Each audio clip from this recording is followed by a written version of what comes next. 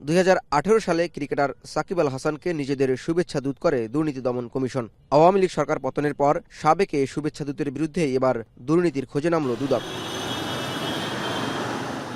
Share বাজার কেলেঙ্কারির অভিযোগে গত বছরের জুনে মাগুরা 1 আসনের সাবেক এমপি সাকিব আল হাসান, সমবায় অধিদপ্তরের আবুল খায়ের হিরু সহ 15 জনের বিরুদ্ধে 256 কোটি টাকা আত্মসাতের অভিযোগে মামলা করে দুদক। এর মধ্যে সাকিবের বিরুদ্ধে সরাসরি 2,95 লাখ টাকা আত্মসাতের অভিযোগ আনা হয়। গত বছর দুর্নীতি দমন কমিশনে আবুল খায়ের হিরু এবং তার সহযোগী হিসেবে সাকিব আল হাসানের বিরুদ্ধে একটি মামলা হয়েছিল। মামলাটি বর্তমানে চলমান রয়েছে। তদন্ত চলমান যেহেতু তদন্ত কর্মকর্তা সংশ্লিষ্ট সকল জায়গায় পত্র প্রেরণ করেছেন।